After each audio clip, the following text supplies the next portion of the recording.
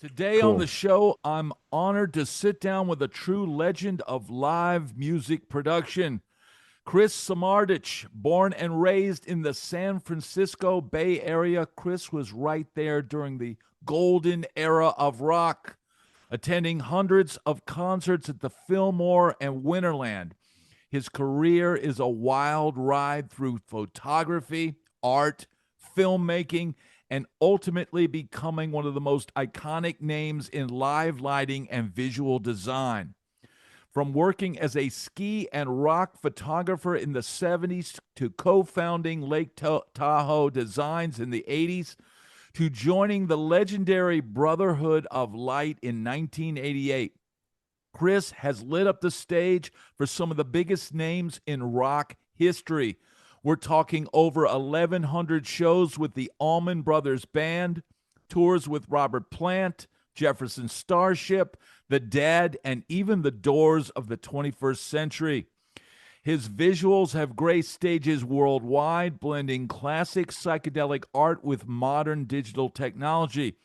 Today, Chris is still keeping the flame alive, touring with the Almond Betts Family Revival and carrying forward the Brother of Light legacy that started all the way back in 1967 at the Fillmore West. Chris, welcome. I can't wait to get into it. Well put, and thank you very much for having me on, Brad.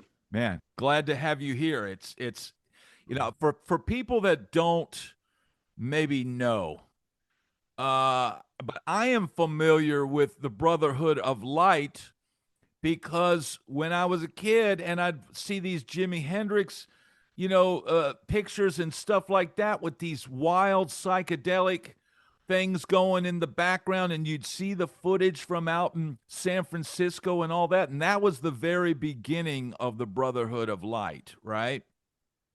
Yeah, they originally the original guys, which are now very older or not with us, formed it in 1967 in Haight-Ashbury at the Straight Theater, and then got hired to do work for Bill Graham and Chet Helms at the Family Dog and at the Fillmore and Winterland. So when I was a kid, I used to go to those shows, and they were like seeing, like you'd see your local band play at the Rec, and you'd see a light show, but then you'd go to the Fillmore and you'd see Led Zeppelin and the Brotherhood of Light, like the headliner. So that's kind of where they started. And those were mind blowing times, right? I mean, amazing band like Led Zeppelin, and then this wild light show going behind it. I mean, people had to be just right. Well, absolutely. I mean, our as a light show artist, now we were doing analog light shows back then. I mean, you're familiar with analog amplifiers. And anyway, we used to do them, and the bands, they would just stand there and play, and what they wanted to, see was the stuff blasting out behind them that went to the music. And so you could do it with the traditional liquid light plates and color wheels and slides and different film strips and all kinds of stuff. So, we're trying to create what you're hearing Yeah. behind the band to make a bigger show out of it than just guys standing on a stage. And the flash forward to now, and now I think about what they're doing at the Sphere, right? And I feel Right. like you guys were doing that way before any of this, this big monstrosity that they've built in Vegas. I mean, what you guys were doing was making the stage a lot bigger. Well, yeah, and the Allman Brothers, they don't jump around. They don't have dancing girls. So, Dickie and Greg hired us to, project this visual from behind them as they put these extended jams for 3-hour shows, jam band, right? So we did the Beacon Theater, and I mentioned in that bio, we did the Beacon uh, 230 times. I performed light show there 230 times. Now, the owner of the Beacon Theater is the guy who owns Madison Square Garden. So he used to sit in the balcony and watch our light show. Well, he's the guy that built the Sphere. Get it? I totally get it. Yeah, now it all makes sense because you made up a great point there, and I was thinking about this. San Francisco and with the jam band thing, you are correct.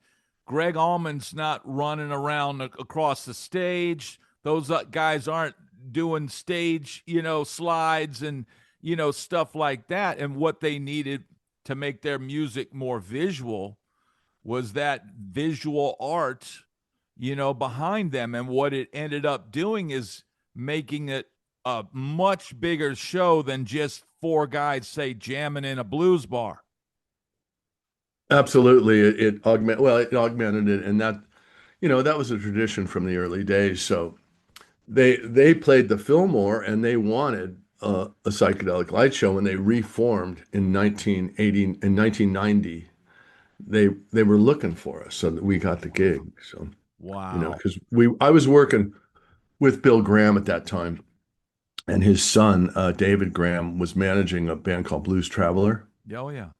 and we'd done light shows with them, and they connected us with the Allman Brothers, and that's how we got the gig. And So. what was it like working with Bill Graham? He was such a legend in the business, man, right? Absolutely. I mean, the guy was kind of a narcissist, if his personality. So he had this huge building in San Francisco, and it, had all these different departments, advertising and booking and an art department in the back. And he had those psychedelic posters like you'll see back behind me here. And so he had an archive that saved every piece of art and photography and everything. And then you'd walk up to the water cooler and you look up and there's Bill Graham in the army, and then you're going in the bathroom and you're taking a pee and there's Bill Graham with Michael Jackson or whatever. It's like he just posted his picture all over the place. That's why I say so but he loved art and he loved to keep it and he loved his name on it. Bill Graham Presents. So he just archived everything. He also respected what we did as light show artists because he understood what we've been talking about, Yeah. how we make the show bigger. Yeah. So he hired us in 1989 to do the Jefferson Airplane when they had the reunion tour, and they did their last four final shows in San Francisco, three at the Fillmore, and they hired us to do the whole sidewall light show. So Wow. I actually did the last Jefferson Airplane shows ever that they ever did. So, Wow. And and then Grace immediately was after on that, that. pardon me? Grace Slick was with the band up for those. Yeah, absolutely. Grace Slick was there, and Yorma and Jack, and they had Kenny Arnoff, the drummer, Yeah, yeah. and they had a guy from Zebra kind of doing a utility thing with them, Yeah. and then and yeah, so that was the Fillmore got closed immediately after that because there was a Loma Prieta earthquake, Ah, and they had to rebuild it. So. yeah. And Bill never lived to see that rebuilt Fillmore. Wow. It's So a huge loss when he was taken from us because now that I'm thinking about him and hearing you describe him, I can't think of a promoter before or since that was like a rock star, almost like he's the rock star promoter in a way because he's such a presence. I can't think of any guys now. I don't know who the guys are that are putting these shows on. They're faceless entities, it almost seems like. But Bill Graham, it was like he's on the wings. He's making sure the show's going good. If the band's hmm not playing good, he'll tell them on the break, "Hey, you guys sound like shit. I paid for a show, right?"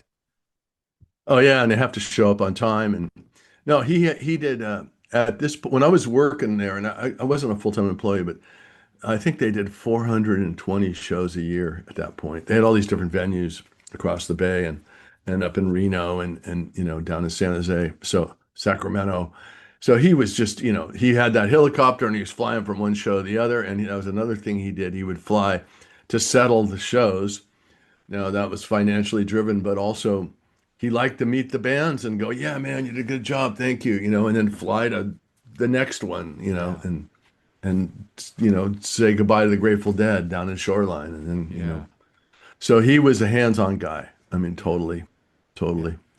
So yeah, That's I actually amazing. did a screenplay about Bill Graham that I've written, a movie, a Wow. film. So if That would anybody's be cool. interested, Yeah. yeah, I think it'd be a great story, but who knows? Yeah, You know, man. Hollywood these days. Like I don't know if you ever heard the story about Hendrix playing the up in New York at the New Year's Eve thing, Yeah. Oh yeah. and Hendrix came out the first set and he did all his tricks behind the back and with the teeth and all his histrionics, and he came back out there backstage before the next show, and Bill Graham, he's Hendrix said, how was it? And Bill Graham said, you did everything but play. And Oh yeah, it's famous out of his book, and yeah, yeah, and then he recorded a band of gypsies on the second night, the first set. Pretty yeah, much that whole set was dead on with a yeah, killer machine gun. yeah. Hendrix is my favorite artist, by the He way. just stood there and he just poured it all out. Maybe played maybe the greatest single note in guitar history is that held note on Machine Gun. I would agree with you totally. I mean, I think a lot of people would say the same thing. I mean, that's probably one of the best guitar solos of all time. Yeah. And it's just off the cuff. It's just a magic moment in time that nobody can. And look, here's the thing, man. The way modern rigs are, and even you're working with guys that are still analog guys on stage all Mhm. playing, but nobody's going out there with the firepower of Hendrix with three 100-watt heads and double stacks and a coily cable, a fuzz face, and straight into the guitar. uh Having those magic moments of something, a guitar that's basically out of control. The sound guy be damned at that point, right?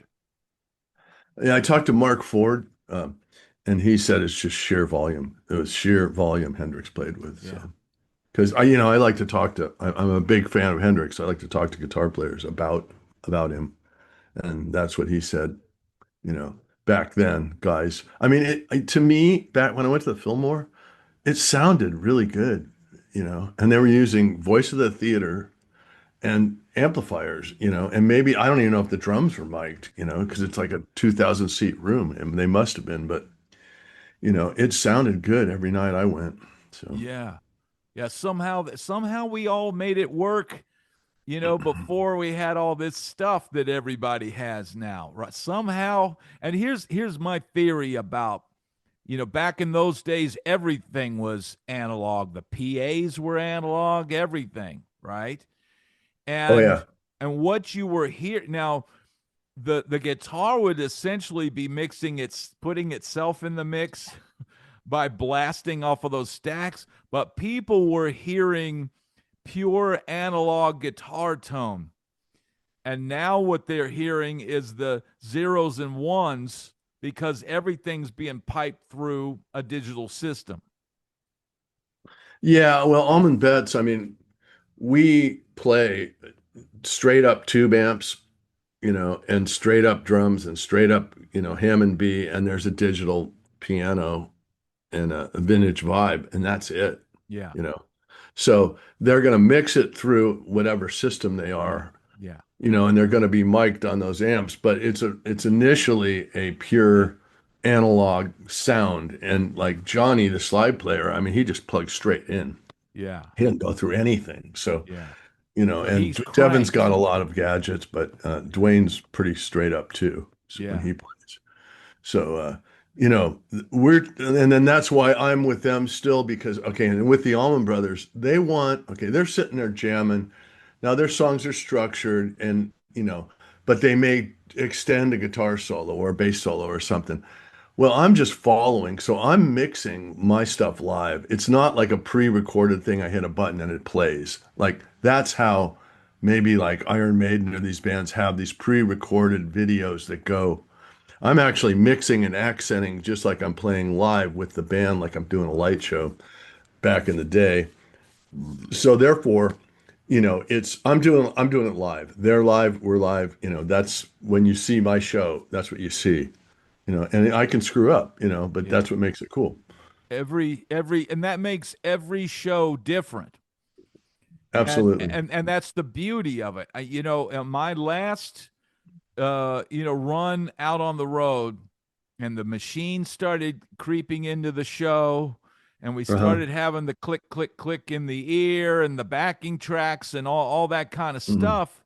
And then they started going, okay, now we want you to play exactly what you played on the record night after night. And I just said, dude, you can't throw me in front of a live audience. What if some young lady grabs my leg while I'm playing the solo? Am I supposed to not react to that? I mean, I understand I have 8 bars, and I'll start the first of the 8, I'll start it like the record. But if I go to the front of the stage and something happens, or somebody, does something or whatever, I gotta have some room to put some humanity in the guitar solo.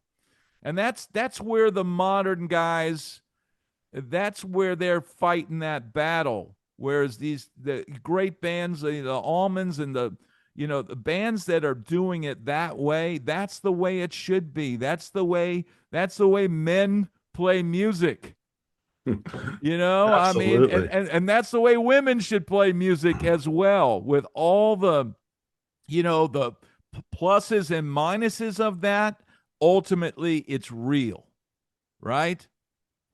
Absolutely. And the show can vary in time. I mean, we toured the Doobie Brothers and they were on clicks and obviously. And the show is exactly the same time every night, the same exact lock in. And then when Greg would get up to jam with them at the end, they'd have to actually play without the click, you know, which was cool, you know what I mean? Wow. So and then they're capable of it. They just want to do this polished show, where Yeah.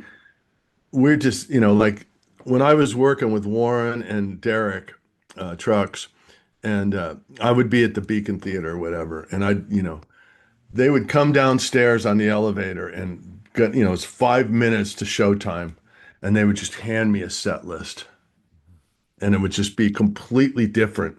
And I had all this material in my machines, and then I'd have to, okay, so I have like 3 set lists. I'd have one for the lighting director, and I'd go, okay, we're gonna black out on this song so you can just jam on your lights. Okay, and then oh, I want you, Pete, to do the liquids because he's the liquid light guy on this song, and then I just have to figure it out. And then boom, they hit the stage, and now it's just a go. Wow. So you just had to be just ready to jam. You're Yeah. jamming right with them. Yeah.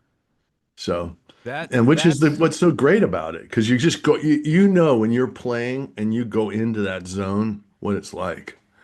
When you're in that zone and you're mixing or you're playing guitar or whatever you're doing, nothing on the outside world's going on. You're just there.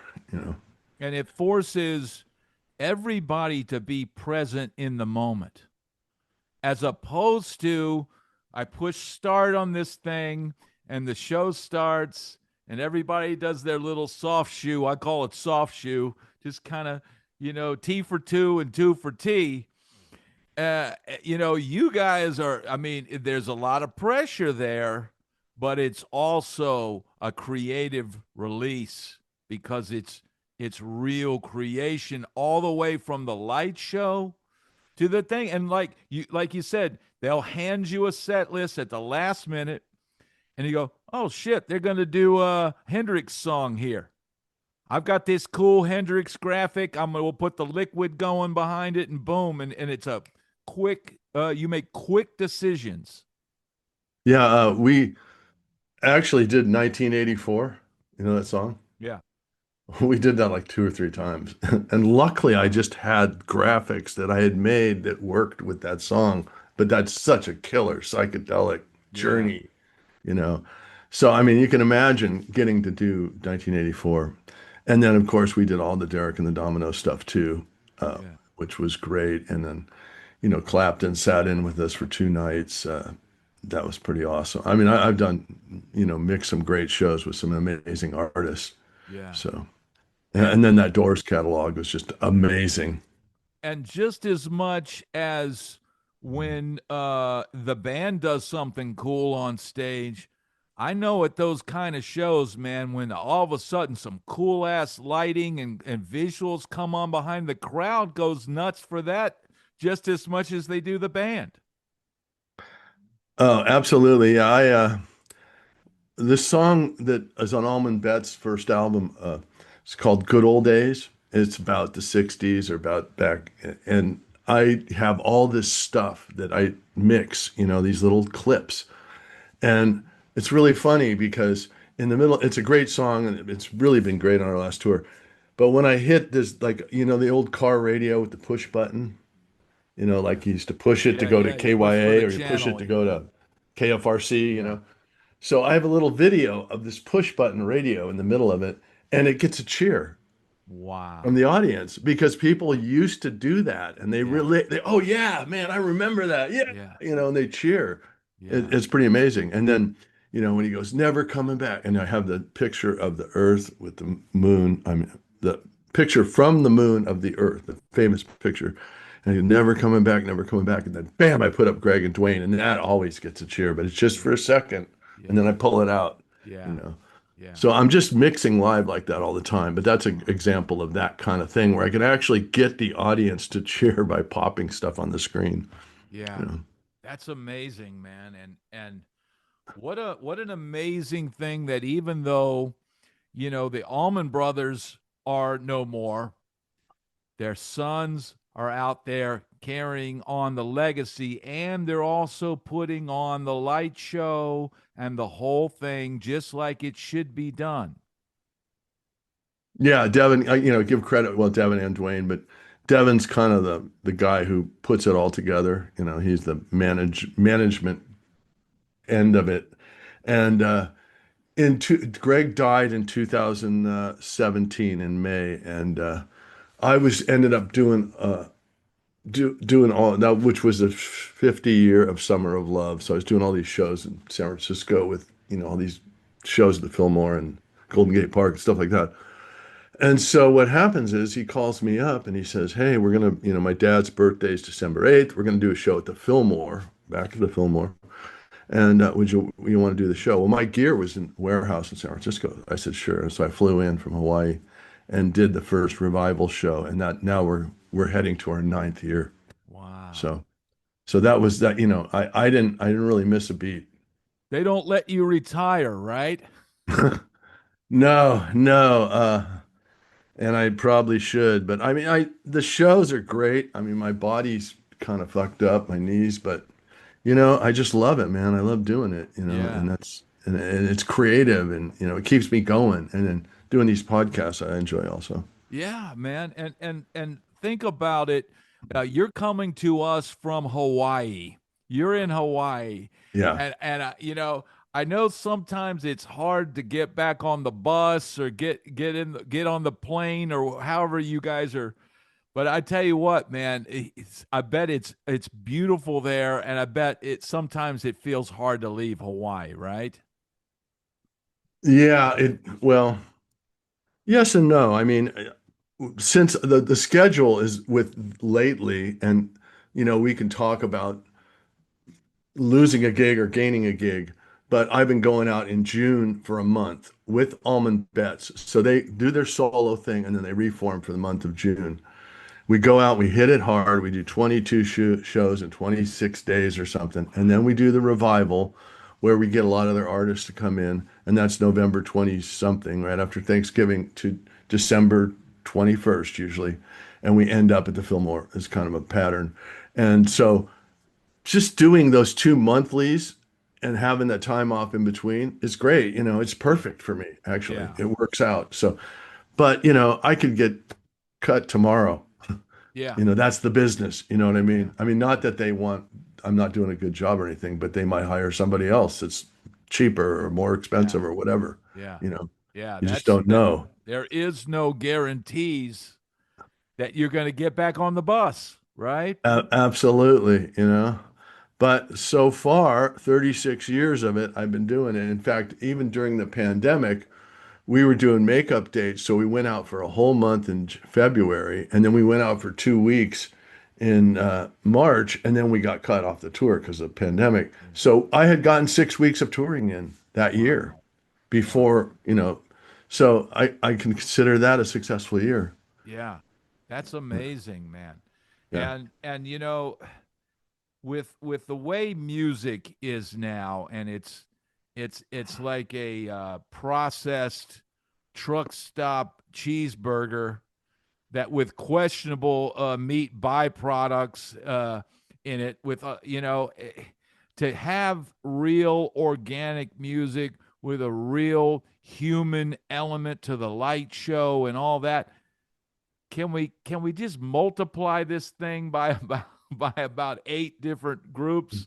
We'll get you. You can hire a few more kids, maybe even send me out there, and I'll work the light board.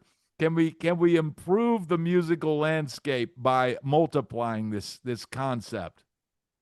Well, yeah, and the Sphere is kind of doing that on a large level, taking it. So I'm trying to get those guys to do. So we do the original liquid lights, and the one of the original guys from the Brotherhood lives over here in Hawaii on this island. I live on the Big Island. Now I live in Kona. He lives in Hilo.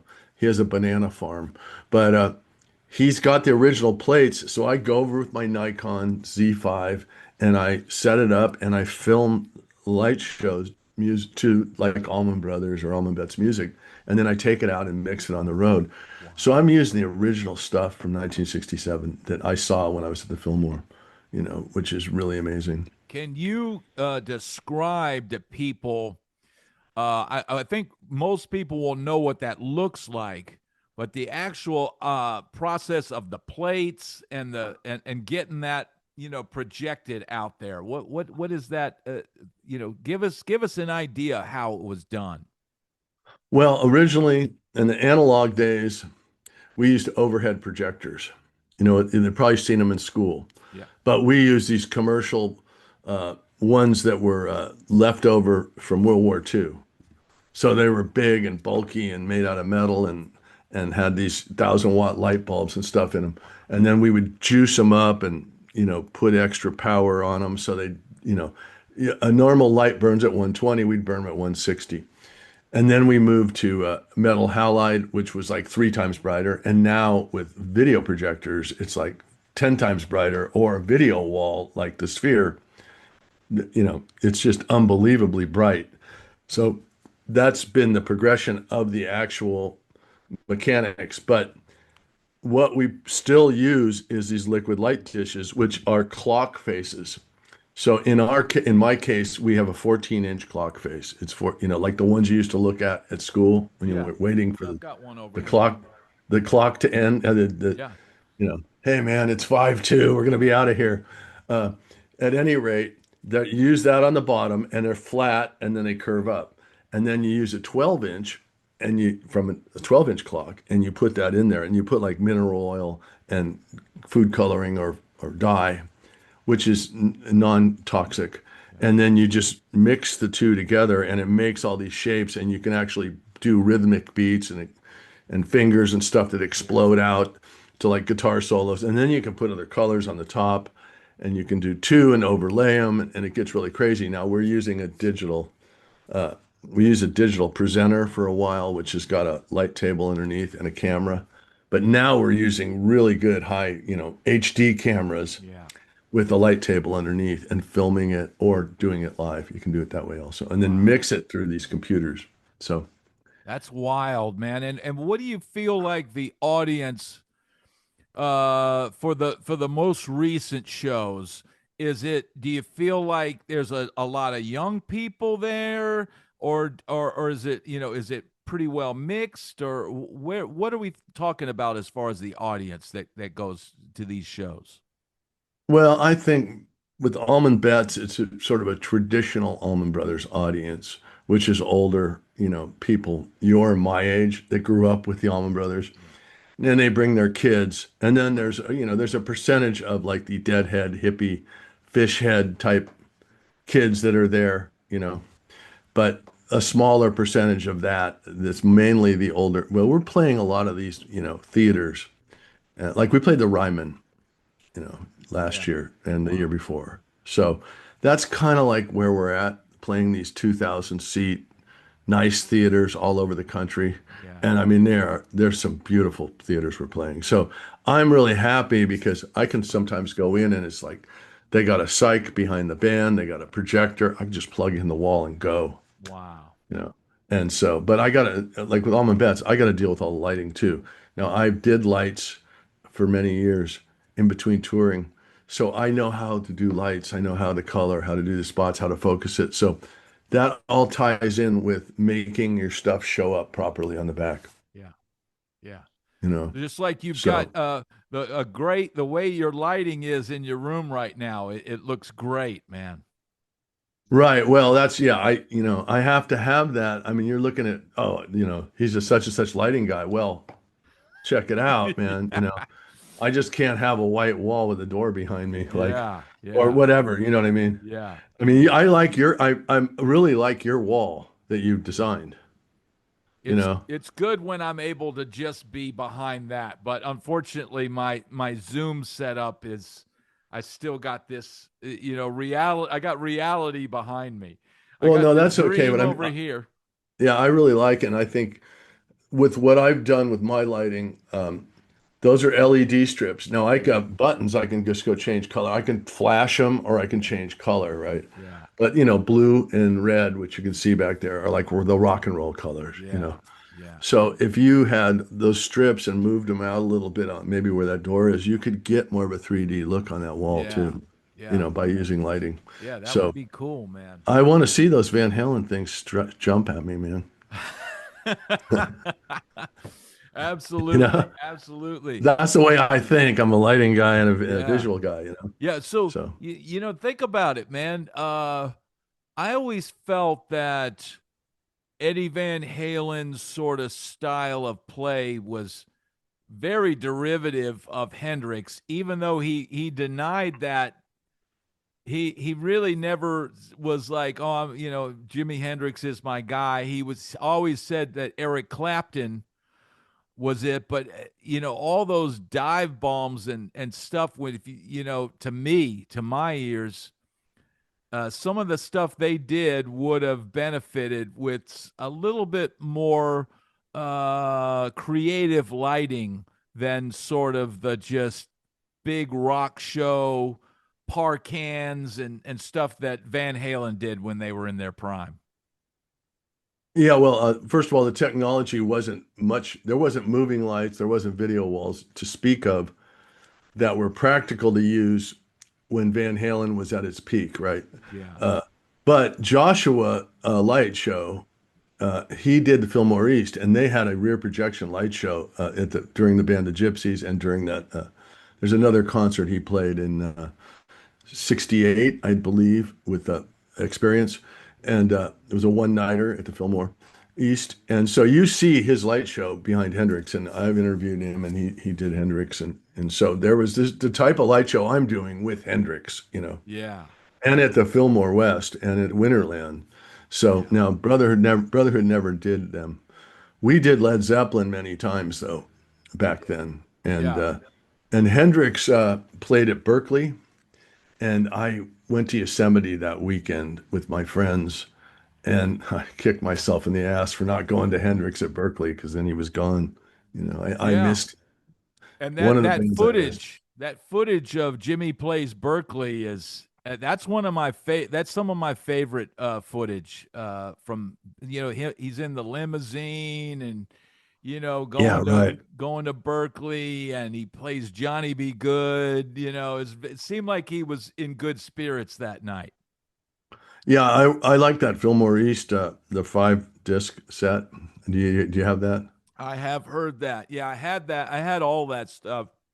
I never kept any of my CDs. They all ended up getting destroyed. When you'd have the after parties, stuff like that, the CDs would be sitting out and somebody would spill a beer on them. And it just, so I don't have any of that stuff that I used to have, but I had all of that stuff, man.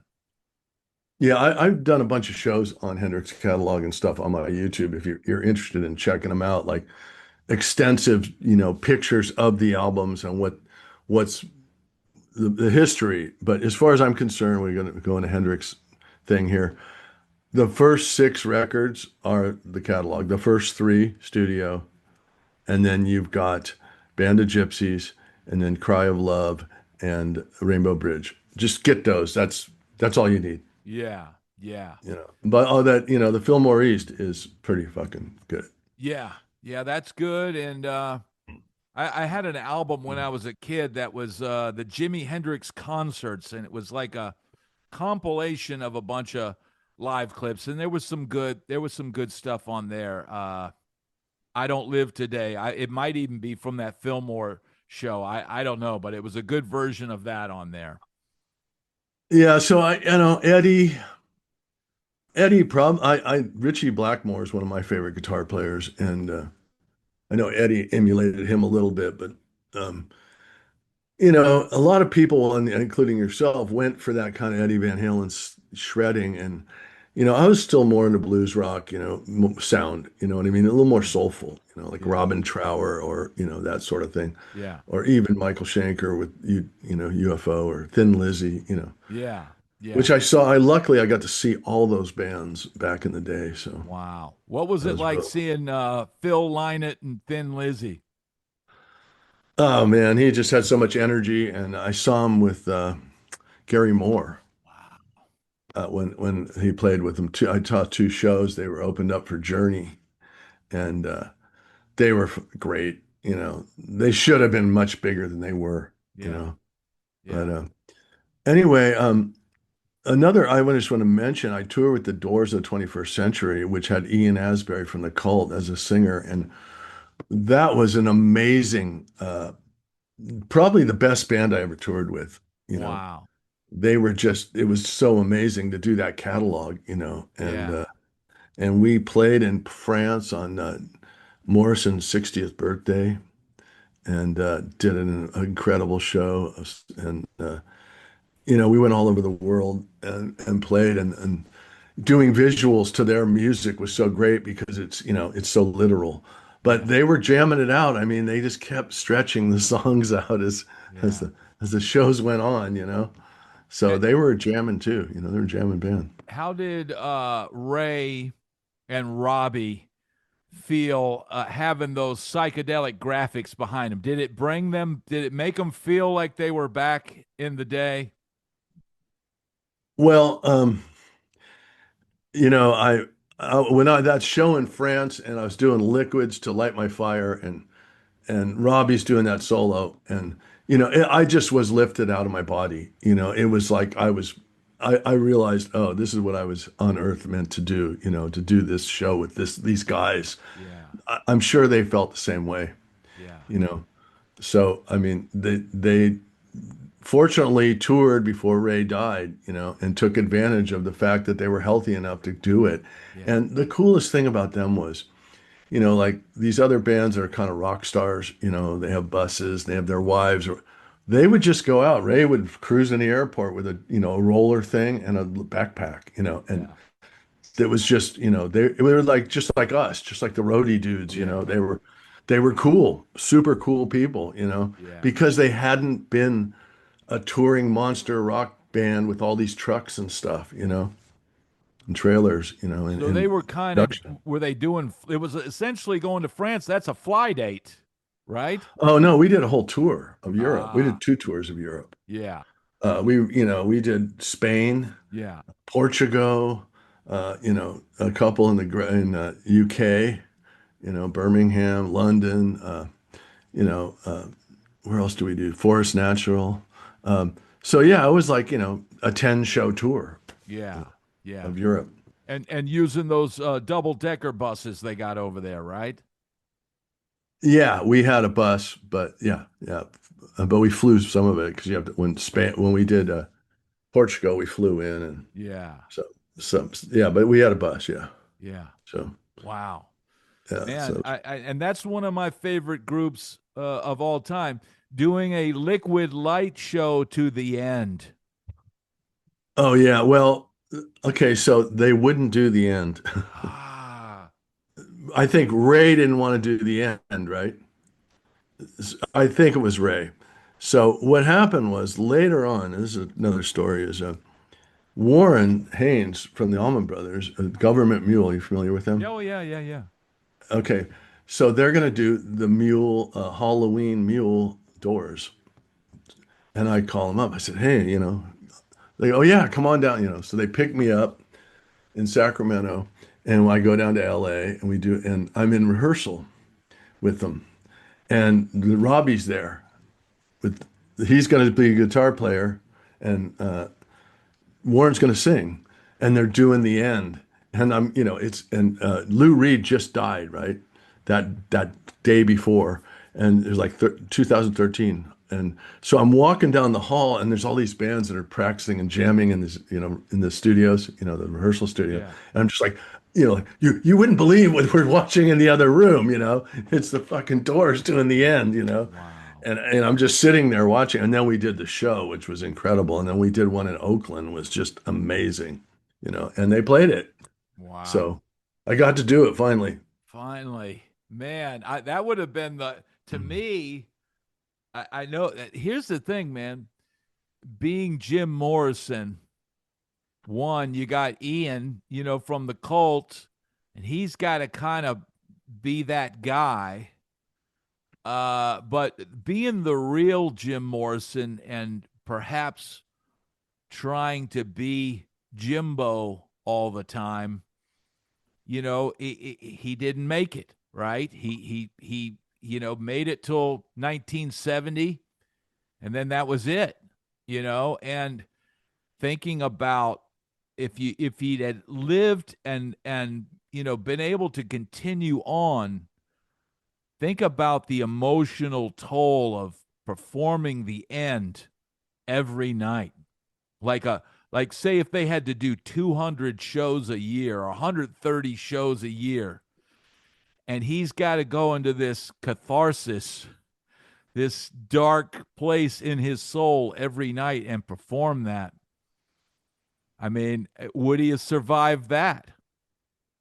Well, there's this New York recording, and they do Celebration of the Lizard, and it's this crazy thing where he's working the audience, and I think he was in a trance once he hit that stage. It, I don't, yeah, it could drain him totally because if you listen to that recording of that from New York, it's amazing. And they do Not to Touch the Earth, which is really a trippy song. I mean, we used to do that song, and that was one of my favorite songs to do with them. We had all these cool visuals that went with it. Anyway, so yeah, he was just, otherworldly, and so is Hendrix, I believe. Yeah.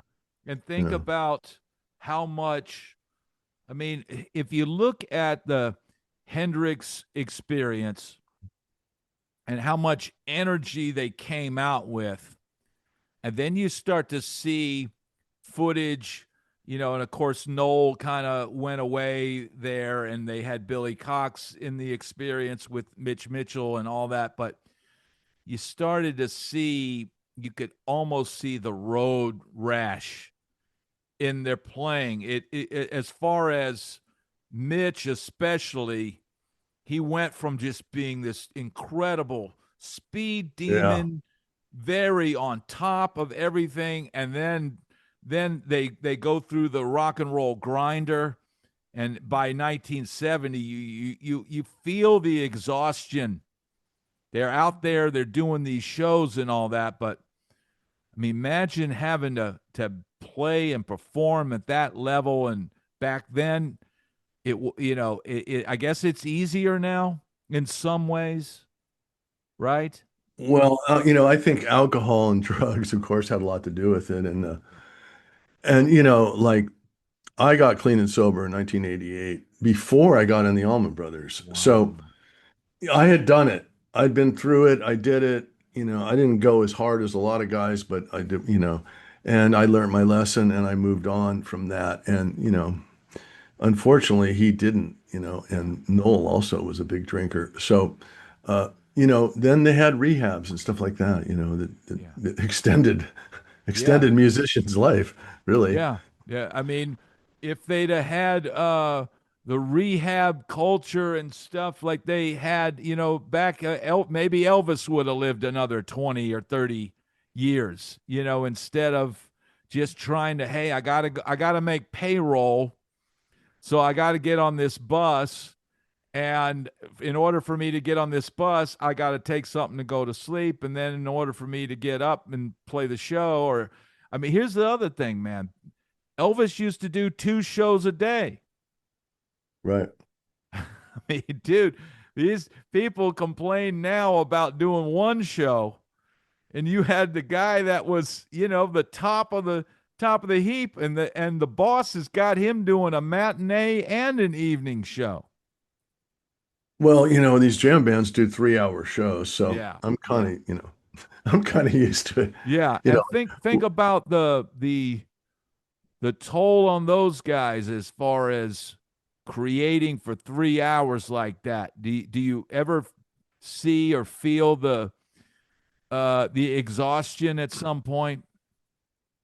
well, the revival is, you got Devin and Dwayne come out and do a couple Allman Brothers type stuff, and then you got Larry McRae come out and do Soul Shine, and you got a female singer come out, and then you got the Dickerson brothers come out and do a jam or whatever, and then another female singer, and then you know, and then Devin leaves and Dwayne does an instrumental, and then Devin comes back, and so they're getting breaks, right, Yeah, on the revival. But the drummer, the keyboard player, the bass player, and myself and the sound guy are going for 3 hours. yeah, So I know that fatigue that can happen, but when you're doing whip and post for the last song, I mean you're gonna jam it out hard, man, because it's yeah, such a killer song. So yeah, the music drives you. yeah. And then also we did 8 shows in a row last year Wow. with a fly date in the middle or at the end, and we got to Denver after we did the Ryman, and then which was with Slash from Guns N' Roses, right? He sat in with us. Wow. And so it was the show you're going to celebrate. Yeah, But then we had to get on a plane. We had to fly to Seattle. We did Seattle. Then we had to fly back to Denver. We did a show in Denver. But we were fatigued, but that was one of the best shows. So yeah, sometimes when you're a little bit tired and yeah, punchy, you just let it go and just yeah. rock it. Yeah, that is the weird thing, and I've talked about that on the channel. Is you could have a week where you ate all the right food, you got up and worked out each day, you drank, the best water, you slept in a good bed and all that, and you get up on stage and you just ain't got it. And then and Yeah. then a week later, you could be sick as a dog. You didn't get any sleep. You feel like shit. The sound check sucked, and then you get out there and something just clicks, and it's magic. Right. And for me, when the band is on clicked, I click because I'm following what they're doing. Yeah, But I'm at the point where I do the same show over and over with these our same songs, not the same show, and I know what's going on before it happens. I'm like yeah, right in there with them, you know what I yeah, mean? But when they're going good, I'm feeling it. yeah, yeah. So so That's yeah. that's amazing, man. And like I'm so glad that they're carrying on that tradition. And it sounds like by mixing it up the way they're doing, they're not doing like the old timers did, which is go out there for 3 hours and kill themselves. Well, that's on the revival, but when we do the Almond Bats, we do a 2-hour show, and Yeah, it's just straight them doing their own thing and yeah, doing their album, their 2 albums, and then sprinkled in Allman Brothers stuff, yeah, yeah, to satisfy the audience, like they want to hear a Melissa or they want to hear Blue Sky. yeah, Those are kind of, or, it's usually in the instrumental like Jessica or Elizabeth Reed. yeah. I'm sure you know those songs, Oh yeah, uh, absolutely. familiar with them. Yeah. So that's sort of what we do, but we're mainly concentrating on their own music, which And is, they got a good album, good yeah, albums, plural. yeah, So. that's awesome. Now I want to talk about one of the greatest vocalists of all time. No, most people maybe these days don't mention this name, but of course, I'm talking about Greg Allman, dude. I Yeah. mean, was he a force of nature? Or, I mean, to go out there and sing with that much soul and power. I mean, you got to see it each night. What was that like, and what toll did that take on him? Well, which was really funny because Pete and I, when we were doing the light show with them, we had two guys. He would do live liquids because that's what Greg wanted from the Fillmore. He didn't want taped liquids like I'm doing now Yeah, because I'm just doing it solo right now with all yeah, this digital stuff. And then I'm mixing all the other stuff or whatever, cameras or whatever. But he would walk out on stage and we would always be on stage, right? And his keyboard would be right in front of us. And he would stop and hang with us before he went out. wow, And he had stage fright. You could see it. yeah, And then when you get out there, it just, that voice comes up. I mean, it just comes up and it just happens. yeah, But he's always scared it's not gonna, yeah, because it's such a magical voice. yeah, So, I've heard I heard him say this, so I'm quoting that, he had stage fright, but he always pulled it off, man. And there was like maybe out of all those 1,100 shows I did with him, maybe two shows he didn't show up at yeah, out of all of them yeah, because he was sick or something, yeah, you know. But he's a trooper, man. yeah, So, and his voice is just unbelievable, yeah. And you know. I mean, I'll be driving, sometime in a whipping post or something will come on, and I'll just listen to it and like, holy crap, man, to be able to sing like that, and and the band's jamming, and the whole thing, the whole package, dude. You're just like, this is next level stuff, and I don't, I don't see younger bands outside of the family that we're talking about. I don't see them bringing that kind of heat like those guys did back in the day. Well, I saw Dwayne Allman play with Allman Brothers at Winterland, which we mentioned earlier, and about 17 days later, he died. So, and that was like my lesson I learned from not going to Hendrix. I went, man, I am going to go see these guys because I know they're good, Yeah, you know. And I was like in high school.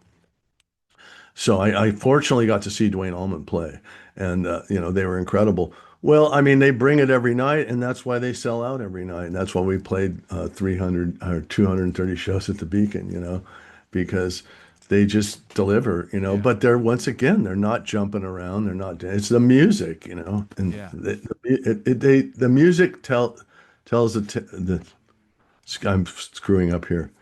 The music makes the test of time. yeah, Their music stands through, and I never got tired of it yeah, working with that band.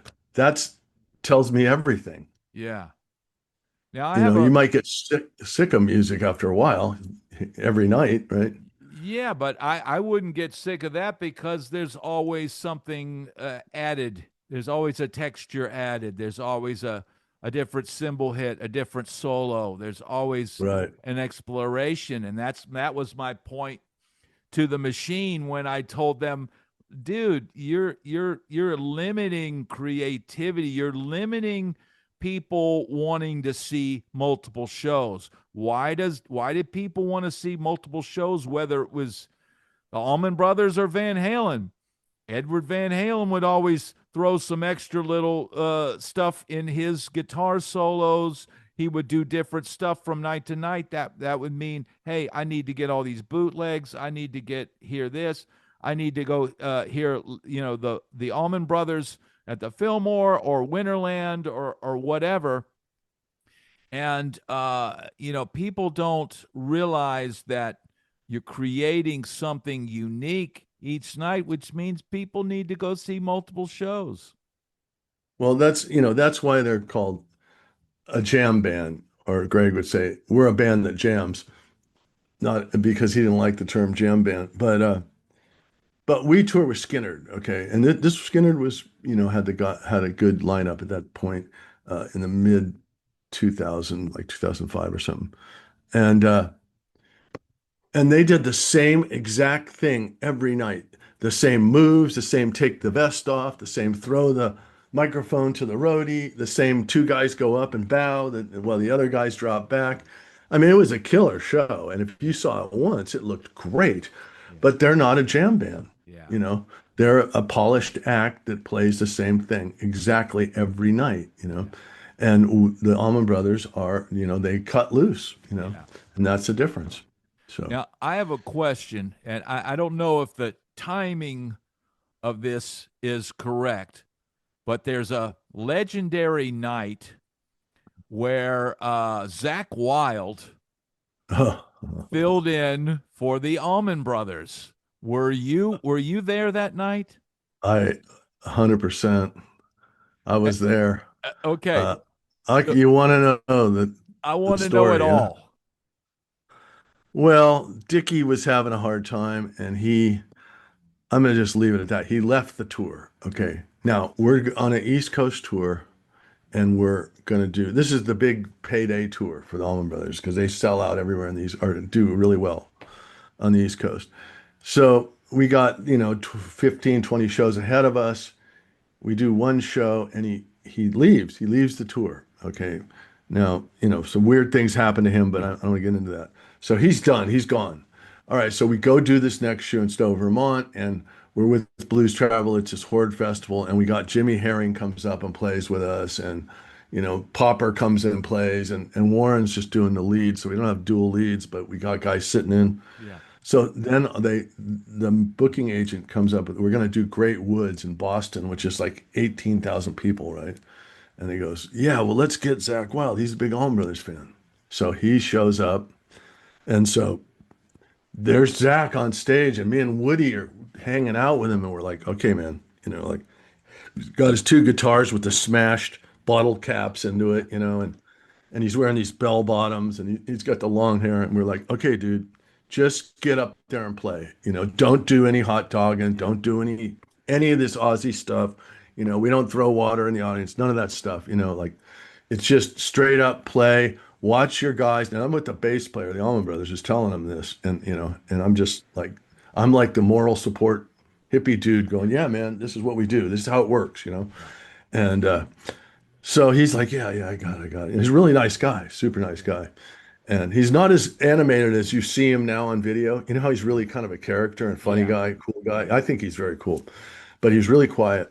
So he gets up there and starts playing. And then, in the middle of one of these songs, all of a sudden the foot goes up on the monitor and the beer bottle goes up and then the spit goes out in the audience. And okay, that's cool, whatever. And then like they're playing Elizabeth Reed and he doesn't know how to stop it. And the drummer's just, he's going off. And then I could see Butch just fuming because he's like, come on, man, I can't keep this up forever. Yeah. I can't do a 20-minute Liz Reed fire out. Yeah. You know how it builds and then Yeah. just firing. So they asked him to leave after that because it was just, it Wow. didn't work out. But I mean, I have a video of the show somewhere buried in my archive, and Oh, it was dude, you gotta you know, pull that out. That's one of those. It's probably a story that not as many people knew about. I had somehow read it somewhere and went, "Holy crap! What in the tarnation? How did that even they think of that?" Although, yeah, you could hear some Southern rock influence in what Zakk Wylde does, but then again, if you've been playing with Ozzy for as long as he had maybe even had been a couple years or even a year with Ozzy, that's going to change your whole delivery style. It takes a while to adjust your delivery to be able to go from playing with Ozzy and acting like a lunatic on stage, and you'd almost need a couple years of just playing blues bars or something where you just learn to stand still and just friggin' play. in order to make that transition more smoothly. But when you're being rock star mode, and then all of a sudden, no, dude, you need to just stand there, play the parts, pay attention, all Well, that. no rehearsal. I mean, there was no rehearsal. So, I mean, it was Woody and me talking to this guy. That's it, Yeah. at the guitar station. And then he went out and just did it. But yeah, I mean, he actually did pretty good. It just was, he's too fast, he's too fluid, he's too punchy, for the Allman Brothers. I mean, Yeah. he didn't drop in that groove, and I don't think there was any dual guitar stuff going on really Yeah. that I remember, but I could be wrong. That's a long time ago. It was like 92 or something, Yeah. 93 maybe. 92. 93. Well, yeah. Yeah. That So, that's man, dude. I'm gonna implore you to find that video footage, and it'll get copyrighted, striked, and all that. But you've got to post that. People that well, the would thing is, I can't, I got in behind me, I've got on the ground, if I was to flip this camera down, there's these big buckets full of DVDs that I've transferred. I've got, 500 shows, but, I can't play them. The band management would get pissed. So I got, ah you know what I mean? I mean, they know who the skeleton is in the closet, me, for the video, right? I'm the so video director. well, why can't you get them to create an official channel, and you can unleash all the archives? That would be amazing, right? Well,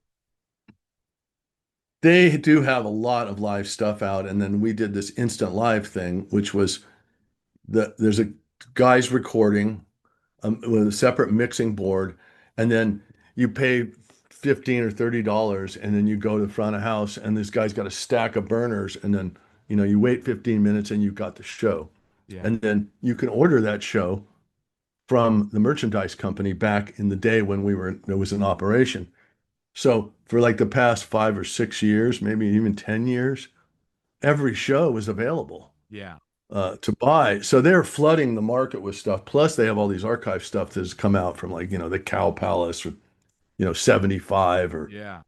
American University with Wayne Allman back in 69, or the Osley tapes, with Stanley Osley from the Yeah. Dead recorded when they played with the Grateful Dead at Fillmore. So all that stuff is out. So they're releasing stuff about once a year now, Yeah. kind of like Hendrix catalog does, Yeah. you know. Yeah. But I don't know. I don't know the legality of all that.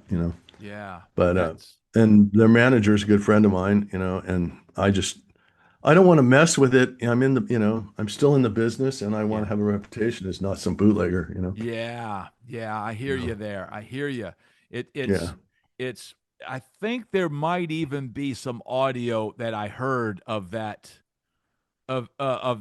concert, and I think it sounded like a audience recording or something, but you could hear Zakk just overplaying overplaying Right. it. Yeah.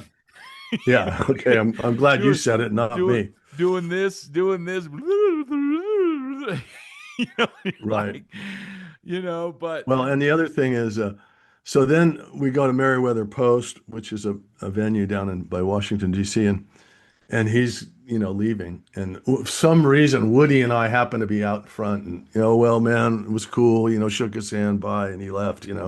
So, I mean, we were kind of befriended the guy, but it was yeah, just too bad he couldn't have fit in. But, like you yeah. said, it just was a little too much too fast, I think might be Yeah, I think the I way. saw recently there was an interview. There's an interview. I think it's on YouTube, and Devin talked about being there that night, and he described the. I think he described what happened when Zakk Wylde, I think, went on Greg's bus after the Oh, show, and I think he went and turned the stereo up and was blasting something, oh. and Greg was like, "Man, he just let him have it," But Yeah, yeah. Well, Greg's bus was the cool bus. yeah, The Woody and Warren and Greg and a couple other guys. But Dickie's bus and with Butch's bus was more of the, elder statesman's bus, Yeah. So Greg's bus, and then Warren had this huge thing full of CDs, and they just listened to music and hung out and told stories. So Yeah. Yeah. that was the cool bus to be on. If Yeah. you're gonna be on a Wow. cool bus, that was it. That's amazing, man. And I know you could probably tell stories for hours and hours. We really only have time to really touch the surface, but in parting, is there maybe some story that you can tell us? I know what happens on the road stays on the road. Right. But maybe there's an interesting moment you could end this interview with. Well, I can tell you one. It's pretty funny. Uh, so this is a Woody story. Okay, Alan Woody, the bass player, and Yes. he's a monster bass player. So, so we're playing at the Warfield in San Francisco. We're doing 5 nights, and Harvey Mandel, you know who he is? Oh yeah, yeah, the snake. Yeah. So Harvey Mandel sits in with us, and and then do the show. So I backstage with Woody later, and I go, "Hey man, what did you think of Harvey Mandel?" And he goes, and Woody's got that Southern accent. Yeah. He can take that whammy bar and cram it up his ass. That's I thought that that's was a good funny. story. That's Yeah. funny. So, Now, Harvey Mandel, that's funny you mentioned that because he at one time was potentially going to end up in the Rolling Stones or something. right. And maybe you could speak on this, but there's a guitar solo he plays on the song Hot Stuff. Yeah. And that guitar solo, I've never seen anybody, there's all these videos of people playing different solos and showing you how to play this part and that part, but I've never seen anybody try and play that solo.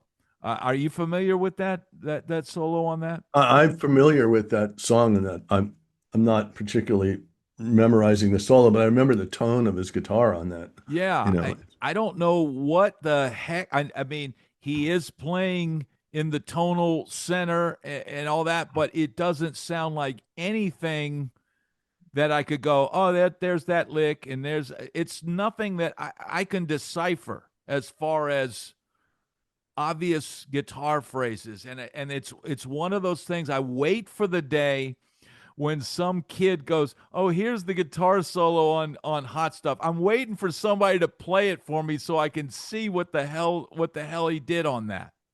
well, you should. I mean, Harvey's still alive. I mean, he's had some issues with cancer, uh, but he came out in Jan when I was touring with Greg the last 2 years after the Allman Brothers had broken up. He came out and sat in with us, and the horn players and the rest of the band, they're younger guys, they had no idea who he was. Now I knew him, I knew Yeah, him from the Bay Area, so because he lives there.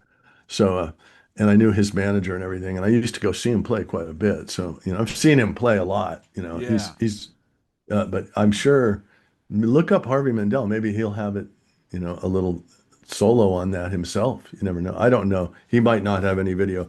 His He had to have reconstruction to his nose, ah, his face, so he's kind of like pretty screwed up looking, but yeah, still alive, you man, know. man. I always it's one of those guys. I I've looked up videos and he's another guy they say was tapping was doing this before Eddie Van Halen. And Yeah, I bet. there's footage The of him snake. doing that kind of stuff.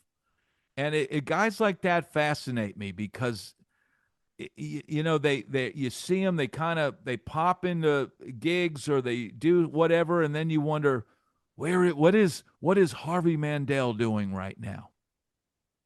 Yeah, I mean, that's the thing you talk about on your channel, how you can be, with the Rolling Stones or a top musician, and then now you're just hanging out in the Bay Area with some rich chick or something. You know what I mean? I Yeah, mean, you're playing small clubs yeah, and, not really making a living at it, but, so, I mean, that's where I'm fortunate. I'm still making a living. I mean, I'm retired really, but these guys ask me to go out and I go out and it's great extra money and I get to express myself. So I'm really lucky, I consider yeah. myself. and you're in Hawaii, which is it's got to be absolutely beautiful, right? Yeah, it's great.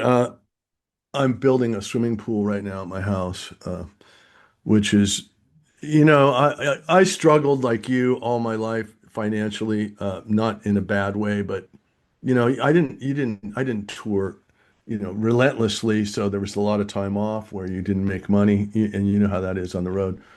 But everything's kind of come together with my real estate that I've invested in. The slow build, and now I'm doing good, financially. So I can go on vacation, I can take time off, and I can go on tour, and life is good. But it takes a whole lifetime to get there, let me tell you. Yeah. I know exactly what you speak of, man. Well, look, this has been amazing. We'll have to do this again. And Yeah, definitely. man, I'm gonna try to come see you. You're playing down the road here. I can't make any guarantees because my wife is the boss of the house.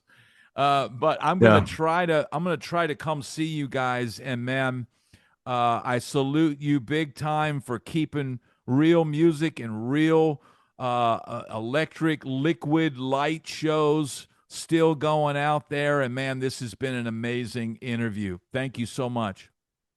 Yeah, you're welcome, Brad. Yeah, if you come out to the show, come out early, man, and hang out. And we probably set you up in catering with some food, and you can hang out with me on stage where I mix. I've done that theater, so I know the setup, you know. So you never know, man. If if Devin saw you're playing, he might ask you to jam. I don't know, you know. Dude, That's that another would be story. that would be almost too epic. Well, that's another story, but that's your networking, not mine. I If you know what I promise mean. not to spray beer or put my foot on the monitor. How about Well, that? I don't make that call on who I plays, know, okay? I know, But I I'm know, just man. saying, in general. Anyway, yeah, thanks a lot, man. Thank you, And brother. could I give let me give a little uh prop to my YouTube channel is Brotherhood of Light Show Current, okay? And that's got all kinds of stuff, all kinds of Allman Brothers stuff, all kinds of light show stuff. And then talk about, I kind of focus on 60s and 70s music more than this 80s stuff, because everybody's like your age doing these 80s shows, Yeah, where I'm yeah. more earlier. So that's my focus. And then Chris Samardizch Facebook is just if you want to keep up with me and see what I'm constantly doing if I'm on vacation or I'm on tour or whatever, or I post my shows that I'm doing. I just posted a show on rock and roll graphics for classic rock. So I just posted that yesterday. Okay, man. Awesome, man. That's great. And I'm going to put the link in description to your YouTube channel and your Facebook so people can find you very easily. This has been absolutely amazing. And man, I thank you so much. Yeah, I enjoyed. Nice meeting you also. Yeah, great seeing you, brother. Hope to see you soon. Okay, man. All right.